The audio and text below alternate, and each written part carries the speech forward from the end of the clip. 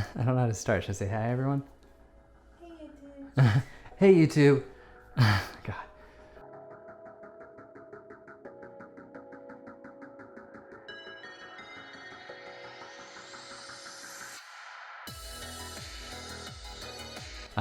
Hi, everyone. So one of the things that I'm really excited about doing with you all is taking you on shoots with me. We've got some shoots lined up. Next week, we're going to be taking out a 35 millimeter and a 120 millimeter camera. So being able to come with me along these shoots, seeing how to set up shots, we're going to be taking you from concept to execution, walking you through the hurdles that might happen. All that's going to be happening next week. For this week, though, I thought we would take a look back at a shoot that I did in April this year.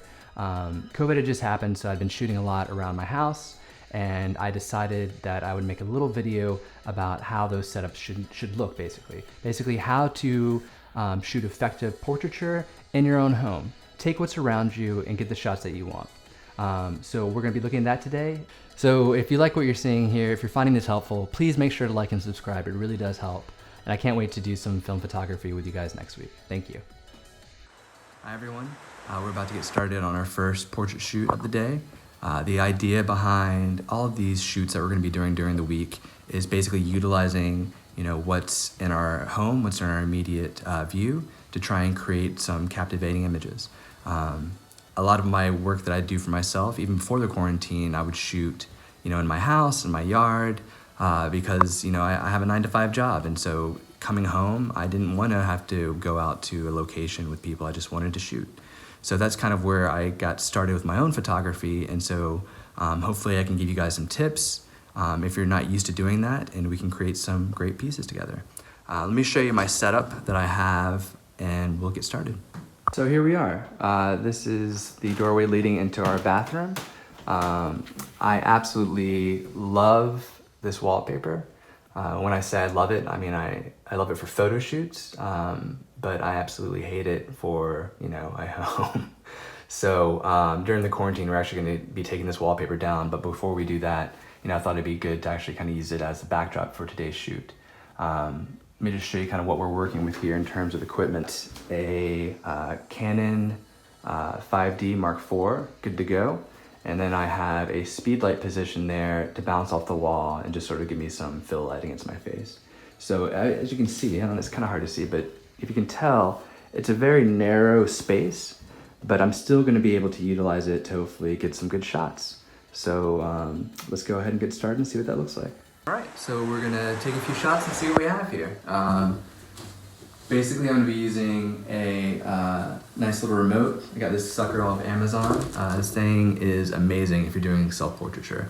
A lot of times, sometimes I'll have my girlfriend help me out, but when she can't, this thing's a lifesaver. So like I said, it's a little tight. Let's see what we got.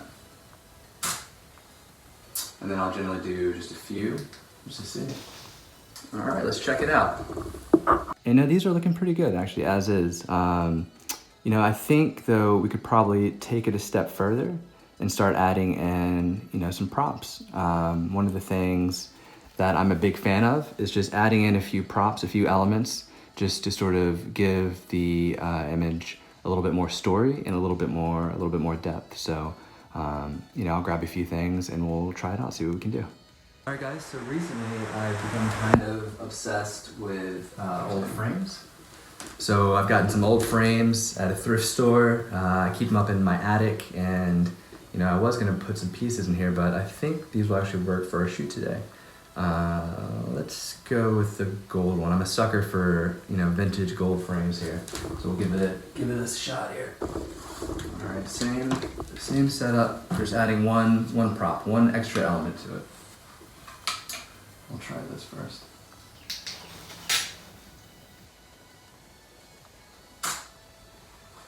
And even, I've kind of thought about this before, but even like with this tie here, just another element, another costume, another prop here, just sort of breaking the plane. So we'll see what that looks like.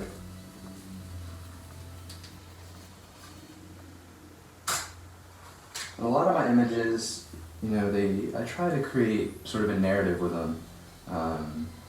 To create a little bit of mystery with them, just because I find that creates a more captivating photo. But you just grab what you have around your house, you know? If you don't have a frame, grab something else. A lot of times I'll grab a lamp. You know, I've got some weird looking lamp, so I'll just grab that and prop it in, and it becomes, you know, a light, but it also becomes just this sort of, you know, piece and this narrative that I'm creating. So let's go ahead and check out what we got over here. There's something about the tie coming through the frame that I'm really into.